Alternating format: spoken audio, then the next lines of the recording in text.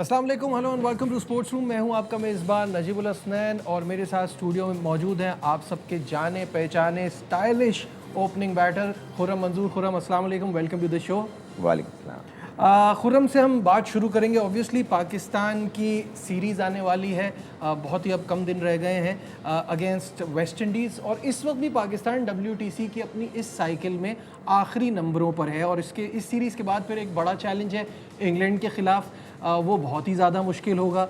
बाबर आजम दोबारा से कप्तानी संभाल रहे हैं और टीम को नीचे से ऊपर लाना उनके लिए आसान नहीं होगा। तफसीलात आपको दिखाते हैं इस रिपोर्ट में। एक के बाद एक हार। टेस्ट क्रिकेट में पाकिस्तान बदतरीन जवाल से 2-4। ICC टेस्ट चैंपियनशिप का पहला साइकिल 2019 से 21 तक खेला गया। नताइज के एतबार से यही साइकिल अब तक सबसे बेहतर रहा। 2 साल में कौमी टीम ने 6 सीरीज खेली, 3 में कामयाबी हासिल की, पॉइंट टेबल पर नंबर 5वीं पर फिनिश किया। 21 से 23 के साइकिल में टीम की कारकर्दगी मजीद गिरावट का शिकार हुई। सिर्फ वेस्ट इंडीज और बांग्लादेश से ऊपर 7वां नंबर रहा। होम ग्राउंड पर पहले ऑस्ट्रेलिया ने हराया, फिर इंग्लैंड के खिलाफ। सीरीज में किसी भी टीम के खिलाफ अपनी सरजमीन पर पहली बार व्हाइट वॉश हुए। Stunning triumph for England with Duckett Test match that England have won in the country, their third series that they've won in the country. 2023 से 25 के साइकिल में टीम ने बदतरीन खेल का मुजाहरा किया। पहले ऑस्ट्रेलिया जाकर व्हाइट वॉश हुए, Victory for Australia. फिर बांग्लादेश ने पाकिस्तान आकर व्हाइट वॉश किया। It's over. Bangladesh have done the Bangla wash. West Indies से साइकिल के आखिरी टेस्ट में शिकस्त के बाद टीम ने टेबल पर आखिरी नंबर पर फिनिश किया। The West Indies have won a most remarkable test victory. रवां साइकिल में बांग्लादेश जाकर 2-0 से शिकस्त के बाद इस बार भी पाकिस्तान सबसे नीचे है। बाबर आजम के लिए टीम को फाइनल में ले जाना दूर की बात, आखिरी नंबर से ऊपर उठाना भी चैलेंज होगा। जी खुर्रम, हर बार जब नया साइकिल शुरू होता है हमारे एक्सपर्ट आगे कहते हैं इस बार इतना मुश्किल नहीं है हमारा फाइनल में पहुंचना।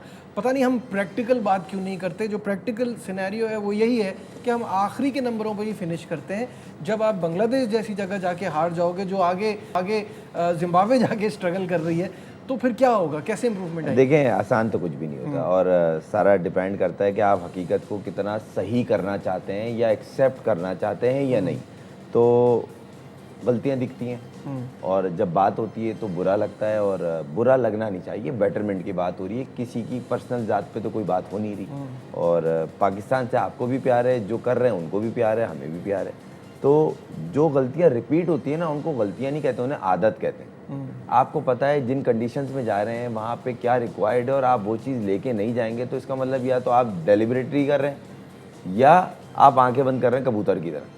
तो उस चीज़ को कोई भी एक्सेप्ट नहीं करता। अब मिसाल के तौर पे सबसे पहले तो हम और आप इसी प्लेटफॉर्म पे कवर कर रहे थे, याद होगा अजान अवेस को और अली उस्मान को। तो सबसे पहले उन्हें मुबारकबाद, और माशाल्लाह जिस तरह का उनका अभी एक ख़ास तौर अजान अवेस की जिस तरह अभी कैरियर टेस्ट का शुरू हुआ है, और अली उस्मान से भी मुझे इस तरह की ही उम्मीद है। उसको जितना वो दिखता है सिंपल सा, वो इतना आसान पर्चा नहीं है।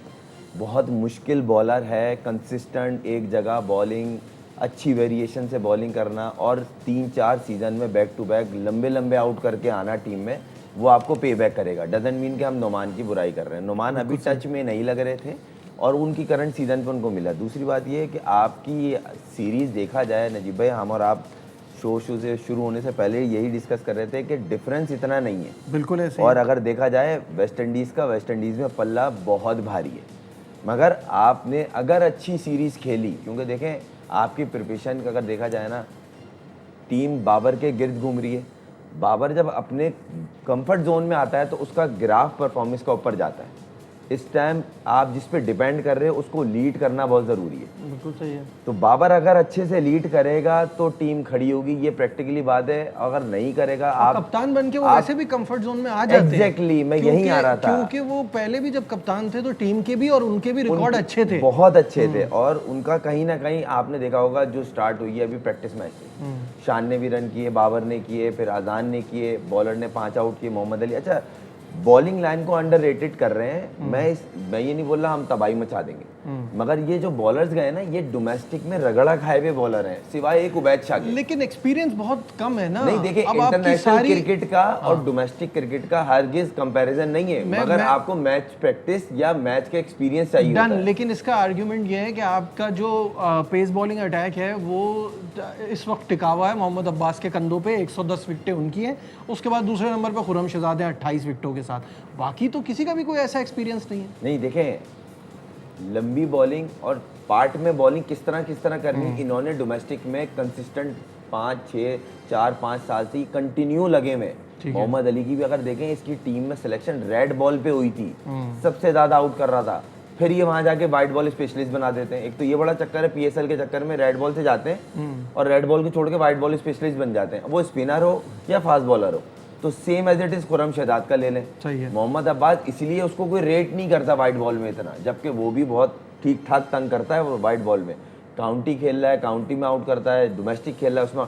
तो पाकिस्तान के हो सकता है उनके मुकाबले में इतने बड़े नाम ना हो, मगर जो एक्चुअली में टेस्ट क्रिकेट में बॉल, जिस एरिया में बॉल को चाहता है कप्तान के यहाँ ज़्यादा कंसिस्टेंट बॉलिंग हो, इस एरिया में हिट हो, बैट्समैन तंग हो, इनके स्ट्रेटजी को ब्रेक करें, वो बॉलर आपके पूरे। एक अच्छा आपने डाला जहाँ पे एक मैं मिस कर रहा हूँ, एक और बॉलर उबैद शाह अच्छी चॉइस थी, मगर यहाँ पे आपको अली रज़ा को रखना चाहिए था। यहाँ आपको अली रज़ा को रखना चाहिए विद ऑनेस्टी। मैं कोई आमिर जमाल के खिलाफ नहीं हूँ। नहीं चले, अली रज़ा को भी रख लिया। आमिर जमाल है। शाहनवाज धानी, देखिए शाहनवाज धानी कंसिस्टेंट परफॉर्म कर रहा था, मगर उस पर ज्यादा टैग ये है कि हम इसको वाइड बॉल या T20 क्रिकेट में देखते हैं, सही है। मगर डोमेस्टिक में पिछले फर्स्ट क्लास के 3-4 मेगा इवेंट में उसने ठीक ठाक आउट किए, वो पेट्रस ट्रॉफी हो या कायद-ए-आज़म ट्रॉफी हो, अपनी टीम को लीड करता है वो। मगर आप चले वाइड बॉल में लीड करते हैं, मगर अगर आप यहाँ देखें, अगर अली रज़ा को लेके जाते, एक तो वो सीखने को मिलता, फिर उसको भी रेड बॉल पे लाना है, क्योंकि इस तरह का जब रॉ टैलेंट आता है ना, उसको एक्सपीरियंस चाहिए होता है टेस्ट टीम का, जहाँ से वो ग्रो करते हैं, जो हमारे लेजेंड भी कहते हैं, वसीम भाई होगा या जितने बड़े नाम हैं। बिल्कुल ठीक है। जब तक आप रेड बॉल में लंबे लंबे स्पेल, थकी हुई बॉडी में स्पेल में आदत नहीं होगी ना, आप बॉलर बन ही नहीं सकते। तो वो चीज़ मेरे को थोड़ी मिसिंग लगी, मगर इतनी बुरी सिलेक्शन नहीं है, बहुत अच्छी है। यहाँ मुझे ये है कि बैट्समैनों को लीड करना पड़ेगा, क्योंकि अगर बॉलिंग और बैटिंग डिपार्टमेंट देखें ना, तो बैट्समैनों को पल्ला भारी है, एक्सपीरियंस है, बाबर है, ईमान है, इमामुल हक है, फिर साथ में अजान अवेज है, अब्दुल्ला है, फजल, उसके बाद आप सलमान अली आगा, रिजवान, मतलब हेल्दी बैटिंग है, एक्सपीरियंस तो है, एक्सपीरियंस है। और ये वो प्लेयर हैं जिनको ये कंडीशन सूट करती है, स्पेशली वेस्ट इंडीज की। भाई लंबे रन्स तो वो अपने घर में नहीं कर रहे ना, ये तो अब ये प्रॉब्लम है ना। तो हमारी ये है ना कि हम वी आर ओके विद 50-100 हो गए तो बहुत बड़ी बात है, वरना 50-60 पे भी खुश हैं।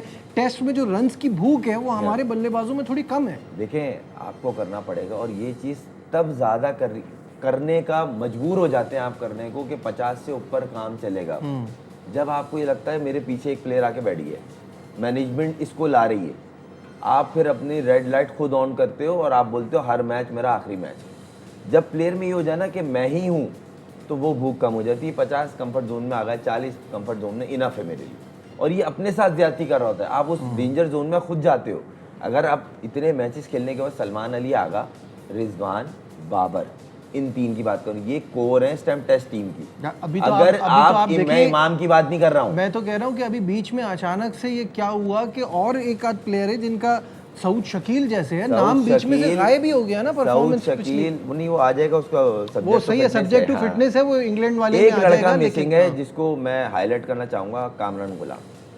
वो आपको मिडिल ऑर्डर में चाहिए था। बात यह है कि मिसिंग नहीं है, शदीद नाइंसाफी है, ये नाइंसाफी है। और दूसरी बात नजीब भाई, आप नंबर के हिसाब से लेके जा रहे हो ना, उस नंबर पे अभी भी प्लेस खाली है। आप बिल्कुल लेके जाओ, आप खिलाना नहीं खिलाना वो अलग चैप्टर है कि 11 के कॉम्बो में नहीं बैठ रहा था, हम 5 बॉलर से जा रहे थे, नहीं फटीक ज्यादा हो जाएगी, 2 स्पिनर चाहिए, नहीं सलमान अली गागा बॉलिंग कर लेगा। नहीं कुछ तो ये देखिए, अभी भी एक फैक्टर तो है कि पसंद ना पसंद कब नहीं होती, ये अभी भी है। देखिए नजीब भाई, इस पे हम बात करते हैं ना, बैटिंग पे जरा डिटेल में बात करेंगे। यहाँ लेते हैं छोटा सा break. Glad to have you back once again to Sports Room। Khurram मंजूर हमारे साथ हैं और खुर्रम से बात हो रही थी हमारे बल्लेबाजों की। तो एक स्टैट आपके सामने स्क्रीन पर आएगा और खुर्रम से इस पे डिस्कस करते हैं। खुर्रम, जो 2023 से हमारे बैटर्स की परफॉर्मेंस रही है टेस्ट में, वो आपको मैं बताता जाऊँ, और उसमें 3 प्लेयर्स ऐसे हैं जिनको हम सही से हाईलाइट कर सकते हैं। दैट इज़ रिजवान, शान एंड आगा। क्योंकि आप देखें इमाम के 8 मैचेस में 29 की एवरेज है, रिजवान के 16 मैचेस में 43 की एवरेज है, बाबर की 16 मैचेस में 26 की एवरेज है, शान की 19 मैचेस में 33 की 33.5 ऑलमोस्ट 34, और आगा की 41 की एवरेज है। और मेरा ख्याल है सऊद शकील भी कहीं इधर ही प्लेस करेंगे।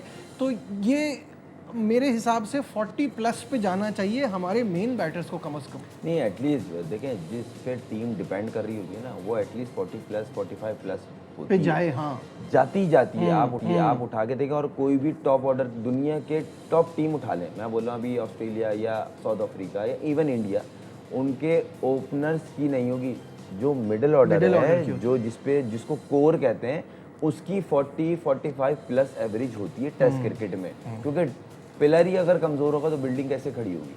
तो टेस्ट टीम जो डिपेंड कर रही होती है वो मिडिल ऑर्डर पे होती है, क्योंकि ओपनर बेस सेट करते हैं कि एक अच्छा स्टार्ट हो, कि बॉल सी ऑफ हो जाए नया, उसके बाद आपके लंबे रन होंगे, तो फिर आप रन और बोर्ड पे आप फिर बॉलर्स को बोलते हैं आइए और हमें 22 आउट करके दें, हम टेस्ट मैच जीतें।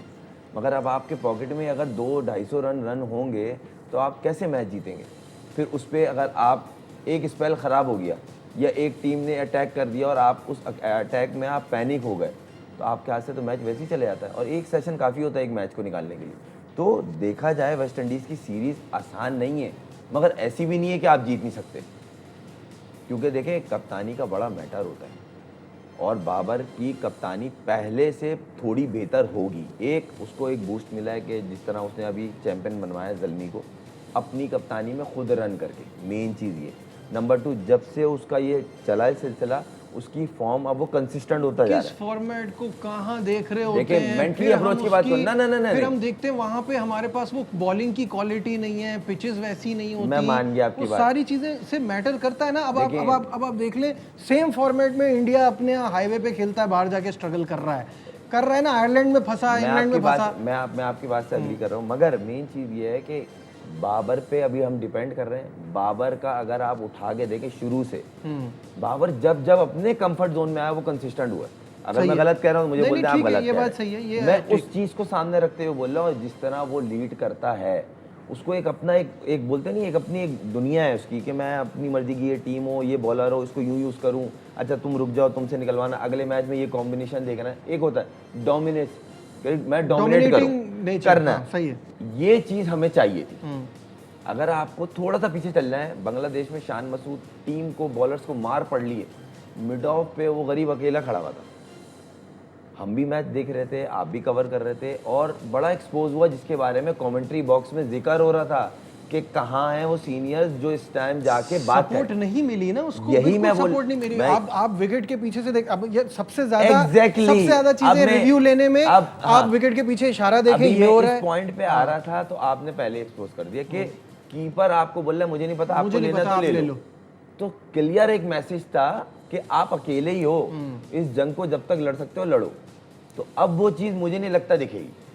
मैं ये नहीं बोल रहा कि बाबर ग्रुप है और दूसरा ग्रुप नहीं है, ये बात बोलना सही नहीं रहेगी, मगर वो चीज़ नहीं दिखेगी। सारे एक साथ उसके एरे में वो रहे हैं, और इसी के साथ ये एक बंच ऑफ प्लेयर्स खेला है, तो वो चेंज दिखेगा। दूसरी बात ये कि आपको एक मोमेंटम चाहिए होता है, मोमेंटम अच्छा मिला है, दूसरे मुल्क में गए, प्रैक्टिस मैच खेला, सही है वो प्रैक्टिस मैच था, मगर पिच वैसी होगी जैसे इस मैच में स्लो पिच होगी, पिच स्लो होगी, ऐसा थ्रू द लाइन आके शॉट नहीं लगेंगे। मुझे एक बात समझ नहीं आई, क्योंकि वो क्या उन्होंने वो देखा नहीं फॉर्मूला जो बांग्लादेश का हमारे खिलाफ चल रहा था, एक नाइद राना ने हमें फंसाया हुआ था, तेज नहीं होनी चाहिए पिच हमारे खिलाफ। आपने बिल्कुल सही सवाल किया। इसका काउंटर इस तरह होगा कि उनकी एक अपनी दुनिया है वेस्ट इंडीज़, और वो बोलते हैं हम अलग वर्ल्ड में चलते हैं भाई, और हमारे ये साइंस है।